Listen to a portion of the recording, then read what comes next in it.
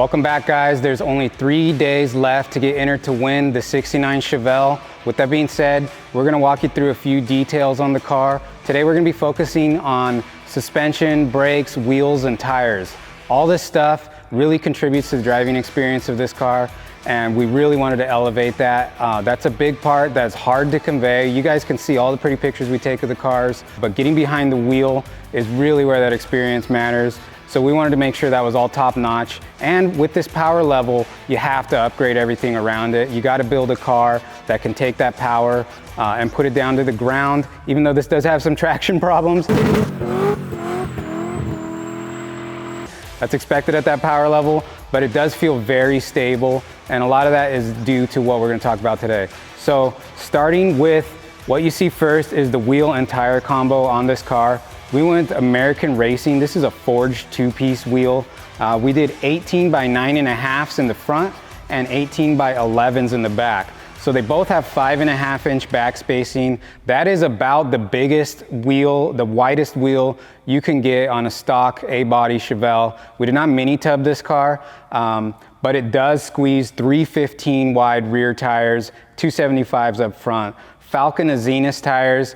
This is a really good high performance tire. It helps put the power down. They feel real stable even around turns. So the wheel and tire package was very, very important, not only to the look of the car, but the performance as well. The lightweight wheels, the wide tires, the aggressive tread pattern, all that kind of stuff contributes to this car feeling planted going down the road, and it's still a nice smooth ride. Behind that, you'll see the Wilwood brakes. These are 15-inch rotors up front, 6 piston calipers.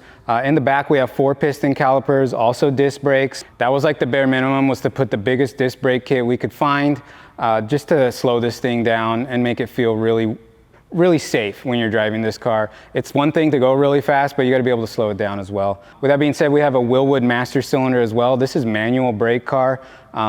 We had some options to go power brake, but I really like the feel of a manual brake car. When you spec out the system correctly and you have all the right bore sizes and everything, manual brakes just feel really good. They have a nice linear feel that stays consistent. They're never gonna change feel based on differences in engine RPM or vacuum or other things that power brakes rely on.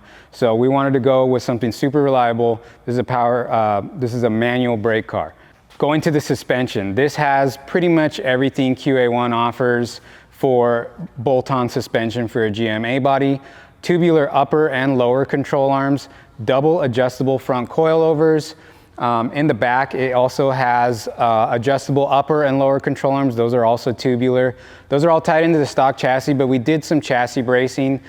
This has Ridetech braces for the rear control arms. They kind of tie in the trailing arm mount to the chassis and just triangulate it, give it some strength there. That's where the car is really trying to push the torque through. So everything gets beefed up there. The Ridetech cage, that's a really great looking piece, but it also is a chassis stiffener. This cage ties directly through the body to the chassis and just adds a ton of rigidity. We got rid of all the rubber body mounts, so this thing is like solid mounted. That way you can let the suspension work. The more bushings and rubber and flex you have between the suspension and you, the less you're letting that suspension work. So we wanted to do that. In the rear, that coilover suspension is attached to a Ford 9-inch. Tried and true Ford 9-inch. It'll handle the power. It has a 350 gear ratio, and this actually has full floater rear axles. So it has a bearing at the hub end that kind of takes most of the load so that you're not relying on the axle bearing like a traditional Ford 9-inch.